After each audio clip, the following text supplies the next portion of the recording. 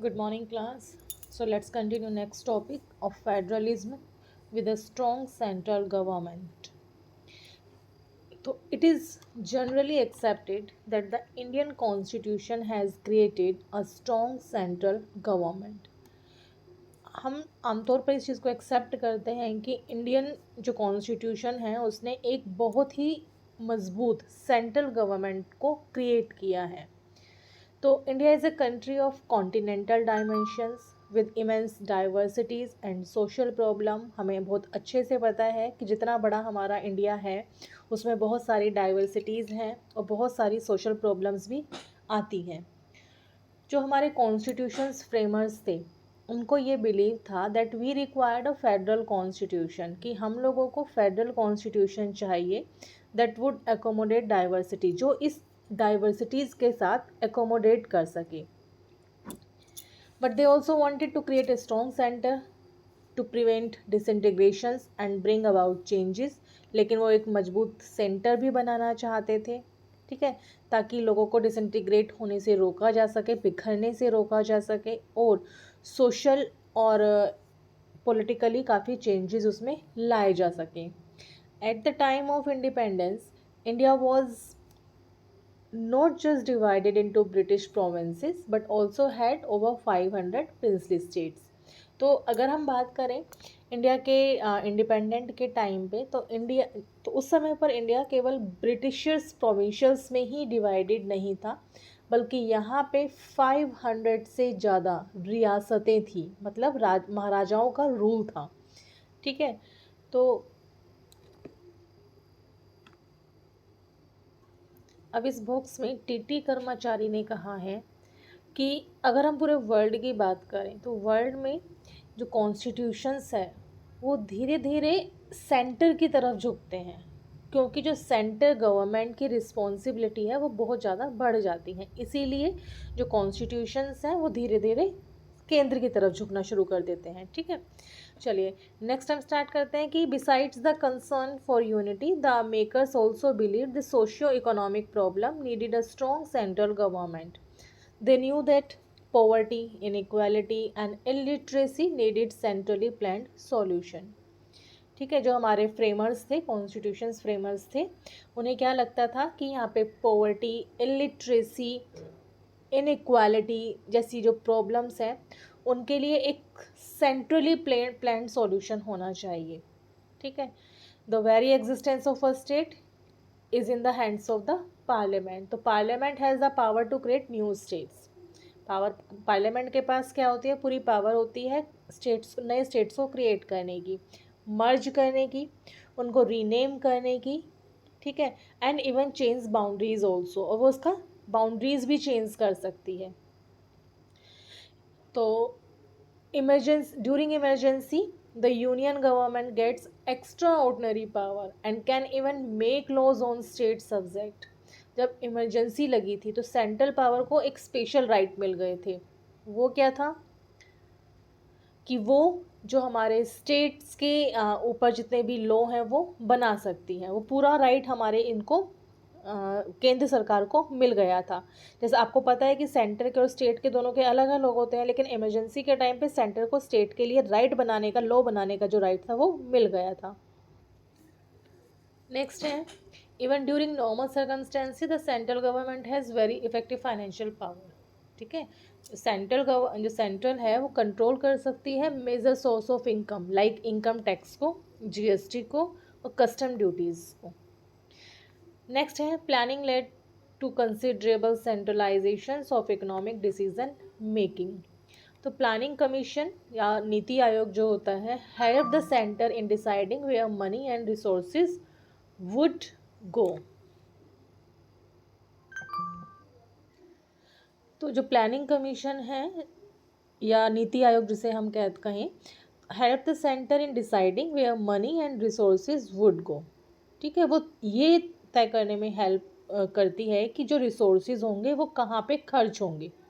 ठीक है, तो नेक्स्ट है, the governor has certain powers to recommended dismissals of the state government.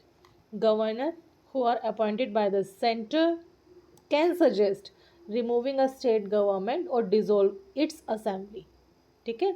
एक गवर्नमेंट जिन्हें सेंटर नियुक्त करती है वो उसके ऊपर पूरा राइट होता है कि वो जो हमारी स्टेट गवर्नमेंट है उसको डिसमिस कर सके, डिसॉल्व कर सके।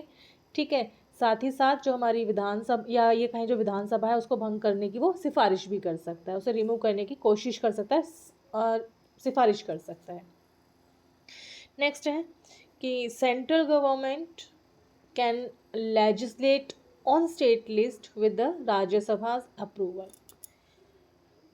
In some situations, in Rajya Sabha agrees, okay, but Parliament can make laws on topics usually under the state control. कुछ ऐसी सिचुएशंस होती हैं जहाँ पे राज्यसभा एग्री तो होती है और संसद जो है पूरे स्टेट लिस्ट के लिए कानून भी बना सकती है। ठीक है, वो पूरा उसके अंडर में आता है। State must not interfere with the executive power of the union. This article says states must functions in a way that doesn't obstruct the center and the center can give directions to the state. ठीक है। तो article 257(1) क्या कहता है कि जो states हैं उनको कोई ऐसा काम नहीं करना चाहिए जिससे सेंटर अफेक्ट हो, सेंटर को अफेक्ट पड़े कुछ, और जो सेंट्रल है उन्हें किसी तरह का कोई डायरेक्शन दे। ठीक है। We have an integrated administrative system. IAS, IPS officer through working in states are selected and controlled by the center. ठीक है, ये सभी राज्यों के के लिए काम करते हैं और जो इनका अपॉइंटमेंट का काम होता है वो हमारा सेंट्रल के पास होता है। आर्टिकल 33 एंड आर्टिकल 34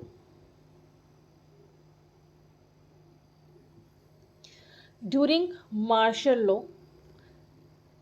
इसमें क्या है कि these articles allow parliament to protect government officers taking actions during emergencies और मार्शल लॉ। ठीक है, ये पार्लियामेंट को ऐसा राइट देती हैं कि कोई अगर इमरजेंसीज हो या मार्शल लॉ जैसी सिचुएशन आ जाए तो उस समय ऑफिसर्स को पूरी तरह से लॉ की प्रोटेक्शंस दी जाती हैं। ठीक है। The armed forces special powers act. ठीक, तो अब इसमें क्या है, कुछ ऐसे प्रोविजंस भी होते हैं जिसमें कुछ स्पेशल पावर दी जाती है to the army but has caused tension in some. लेकिन इसे लेकर ये कहें तो कि बहुत ज़्यादा अभी इसके अपोज लोग खड़े हो जाते हैं और काफ़ी टेंशन भी हुई है अगर ऐसे में हम कोई स्पेशल पावर इनको दे दें। तो सो वी सी दैट दो India is a federal country but it has a unitary bias with a powerful central government, है ना। इससे भी अब तक हमें यही तो पता चला है कि हमारे पास भले ही फेडरल सिस्टम है लेकिन फिर भी एक मजबूत सेंट्रल गवर्नमेंट की दिशा में ही सारी जो चीज़ें हैं वो उसकी तरफ झुकी हुई हैं, बायस्ड है वो कहीं ना कहीं। जो हमारा सिस्टम है पूरा वो कहीं ना कहीं बायस्ड है क्योंकि वो सेंटर को ही ज़्यादा मेन प्रायोरिटी देता है। ठीक है, चलिए अब नेक्स्ट टॉपिक इसमें स्टार्ट करते हैं हम। अब कॉन्फ्लिक्ट क्या रहे हैं इंडिया के फेडरल सिस्टम में। ठीक है, तो in the previous sections we have seen that the conclusion has vested very strong power in the centre. ठीक है, तो लास्ट पार्ट में हम लोगों ने क्या देखा कि जो कॉन्स्टिट्यूशन है उसने सेंटर को बहुत ही ज़्यादा पावरफुल राइट दिए हुए हैं। Thus, the Constitution recognizes the separate identity of the region and yet gives more power to the center. इसीलिए जो कॉन्स्टिट्यूशंस है वो किसी रीजन की आइडेंटिटी को कह सकते हैं एक पर्टिकुलर उसे रिकॉग्नाइज करता है, उसे मान्यता देता है। ठीक है, लेकिन जो ज़्यादातर पावर है वो केंद्र को ही देता है, ज़्यादातर पावर जो है वो सबसे ज़्यादा वो केंद्र को ही देता है, सेंटर को ही देता है वो। तो once the principle of identity of the state is accepted it is quite natural that the state would accept a greater role and the power.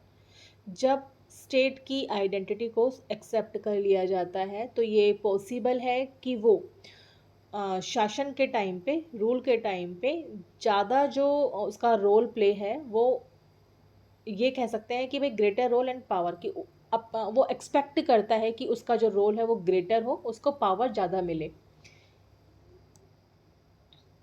This leads to various demands from the state. इससे जो states हैं उनके कई और तरह की demand सामने आती हैं। From time to time states have demanded more powers and more autonomy. Time time पर जो राज्य है वो ज़्यादा अधिकारों की, ज़्यादा ऑटोनॉमी की मांग करता है, फ्रीडम की मांग करता है।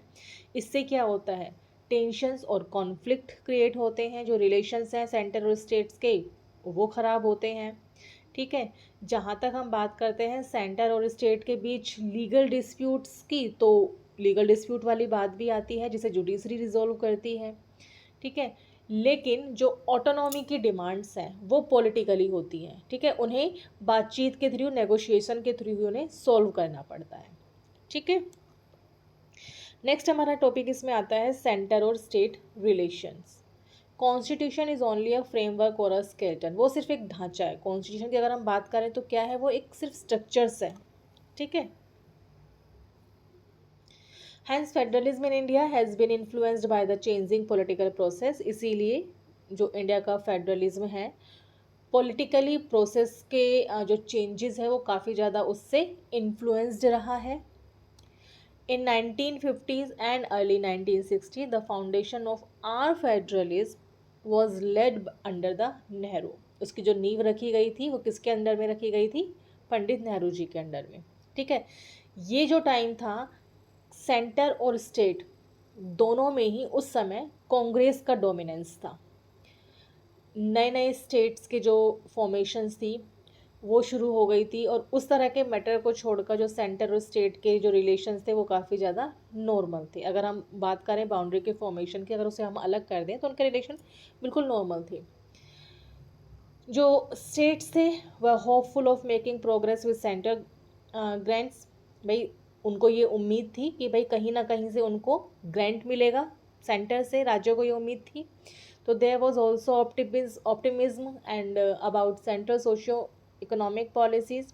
साथ ही केंद्र की जो सोशियो इकोनॉमिक पॉलिसीज़ थी उनसे भी काफ़ी ज़्यादा होप थी इनको। ठीक है, काफ़ी आशा बनी हुई थी।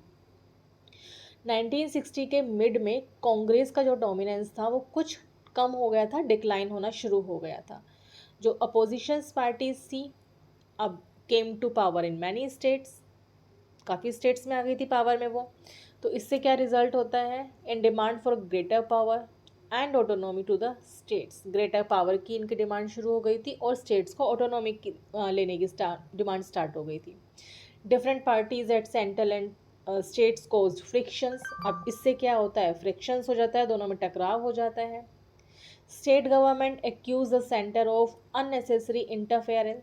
जो स्टेट गवर्नमेंट है वो जो हाँ वो सेंटर पर कहते हैं कि आरोप लगाती है, उसे एक्यूज्ड करती है कि वो बिना वजह हमारे बीच में इंटरफेयर कर रहे हैं।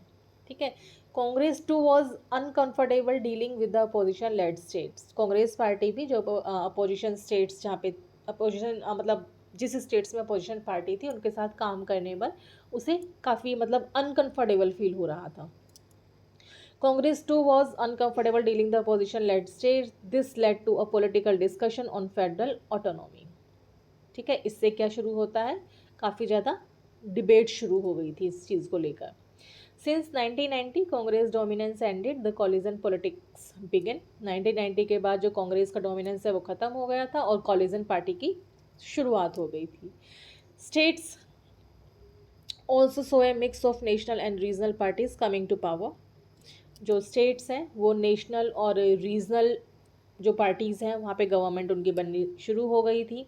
This led to greater say that the state and more respect for diversity. इससे स्टेट को ज़्यादा इम्पोर्टेंस मिलनी शुरू हो गई थी।